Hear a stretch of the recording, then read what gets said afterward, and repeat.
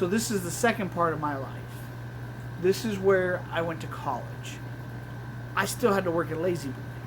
So I was working Monday through Thursday from 4:30 in the afternoon to 2:30 in the morning and going for physics at a community college full time. And I was behind on my math because how bad my schooling was. I had to go from pre-algebra all the way to differential equations and calculus 3. Yeah, in high school a lot of people go from, you go through your algebras. You get to college algebra maybe. So I had to go through all of that algebra that you did and still go on. And I didn't mind it so much. I wasn't a great student because I didn't get a lot of sleep. There was days I had to choose between sleeping and pooping. Like, that's how bad it was for me. And like a friend of mine said, if you pick one, you might end up doing the other as well. It's like, yeah, it was really tough. But it took me 4 years, and I have a degree in physics now. So then I moved to a different college, to an actual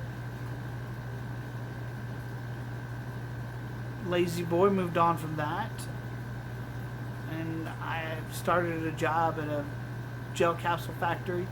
So I guess I smelled like fish. I didn't realize how bad it was because you get used to those smells. And so I ended up started to go to school for physics. I had a few projects in the back of my mind, just my imagination just went nuts.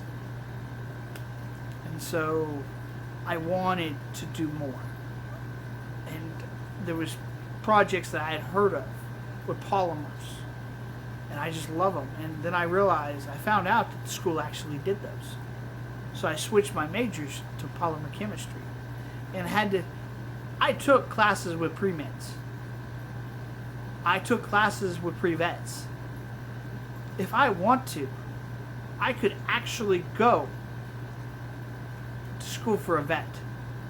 And those poor people, I'm so sorry to the vets.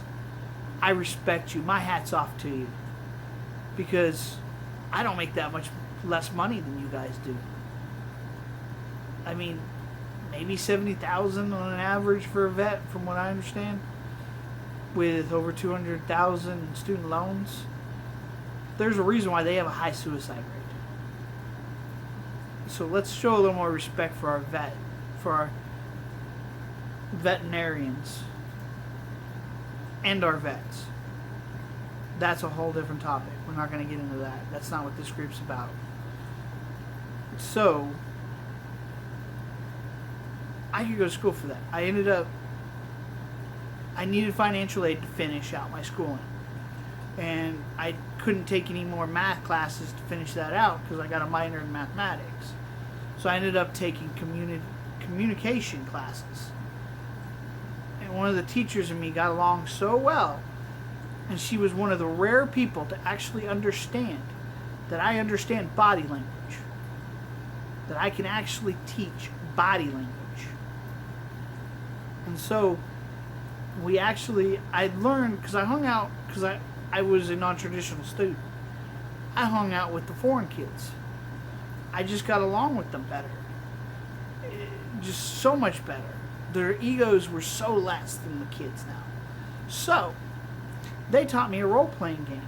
And this role-playing game was developed by a Russian who was a psychology major. And this was his actual grad thesis.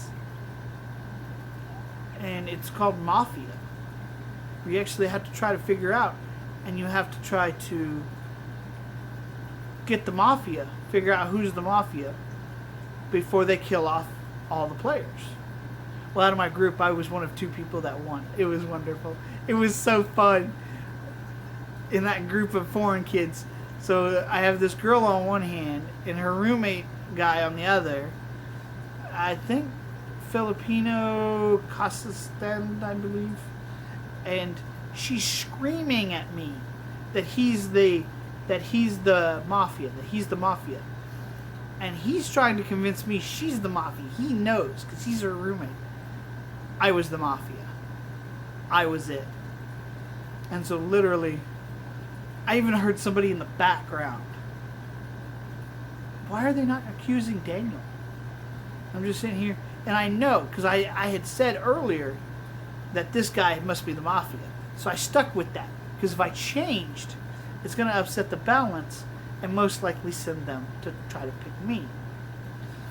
And so we agreed. And he's the mafia.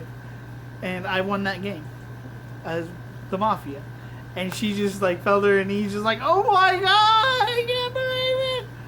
And it was so much fun. But I told that teacher, that instructor, I was like, this is a great game.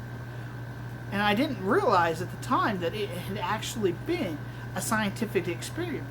It's like I could teach people to be more deceptive with interpersonal deception theory. And I could teach the team to overcome it as teamwork and actually work together to defeat this. I loved it. I did the experiment twice. It was an undergrad paper experiment that was really cool. It was sanctioned. I've got paperwork to show that I can actually work with human beings and research stuff. I mean, just so much fun. It was. And then I ended up with another study, like a semester or two later, on job satisfaction in food industry. I had worked for Domino's at the time, and my boss was great, because the study that I found shows that management, people quit because of management. That's the main thing. So fast food industry runs about 150% turnover rate per year. For 6 months, that Domino's was running at 26%. That's just, whoa, outrageous. That shows you how well managed it was. And then with people like me in there, how much I actually got along with other people. How much they felt comfortable around me and didn't want to quit. So, the company itself even, like you could see that it was a great company. They had about 40% turnover rate for most stores. They were one of the best in the country for Domino's stores for turnover rate, which is just phenomenal for franchises. So I did that study. I wrote a paper for chemistry. My last paper I wrote was how the school itself, it was an editorial on how they use computer programming to design one version of Zika and then developed a polymer to actually target it through computer systems. It's an amazing feat, and I absolutely loved it. So after college, I moved up to Kansas City area because that's where the jobs are. I didn't want to move to Kansas City. I knew the problem. I wanted to move more to where there was more substances, I think. I don't hate Kansas City. I quite enjoy it. I seem to find places to live next to the elderly folks that are retired. And I love it. I feel so comfortable. I feel like my stuff's protected, that nobody's going to steal my stuff because I've always got somebody watching. And I'm friendly with them. It's just wonderful to have these people in my life. And it's always been. And when they need help, they come to me. And it's like, we just love you, Daniel. This other young guy, he just doesn't want to help us at all. It's like, okay. So now I'm in the pharmaceutical industries at this point, working as a QC.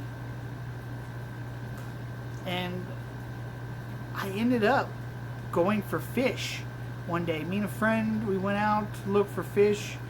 And so I found some fish tanks stuff a few days later. And that was in January. And it's like, okay. Well, then I learned about the nitrogen cycle and things like this and like what I have to do. And it's like, okay, maybe we look at a lizard. Maybe look at something a little more exotic than a fish. It's like, how's a chameleon? And then the pet store's like, oh, well, chameleons aren't really the best beginner. What about a bearded dragon? Like, they're way more active and stuff. And I seen Pitch. Pitch was in there. And there were about 3 dragons in there. And she was running on top of another one as a baby. She's about 2-3 months. And she running all over the tank.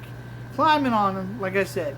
Pitch is one of those that will actually wave her arm at you and then take over the tank. Wave her arm and then sit on you. Pitch. Pitch is pitch. I love my baby girl. She's my baby girl. She's my baby girl. I just, oh my God, if something happened to her, the PTS that I went through when Spike died. So,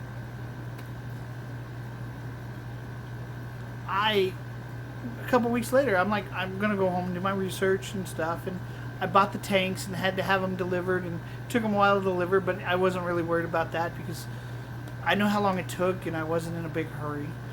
And so I went back 2 weeks later. So it's Super Bowl weekend and it's Saturday. I go down to the pet store to pick up Pitch in a 40-gallon tank.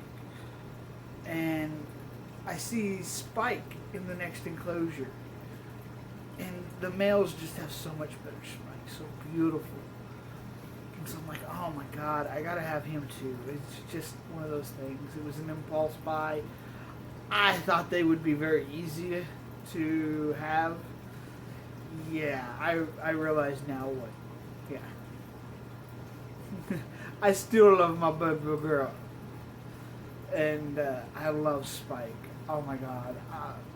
I miss him. Simple and communicative. He's the most communicative dragon ever. Calm Fancy's a year old, and he ain't even close to communicative as Spike was. Just, if Spike didn't like you that second, he told you. If he wanted food, he told you. If he got more communicative, he would have actually talked. So it was that Super Bowl weekend. Yeah, I don't know why we didn't have a Super Bowl that weekend. It was weird. It was supposed to be a Super Bowl. I think it was supposed to be in Tampa. I think the Chiefs were supposed to play, I think. But nah, there was no game. Yeah, I can't do it. But, so I picked up both. Impulse buy. That was where my reptile life began. And I wouldn't trade those seconds with those guys for Pitch and Spike for the world. And so let's begin our journey together. Thank you for watching.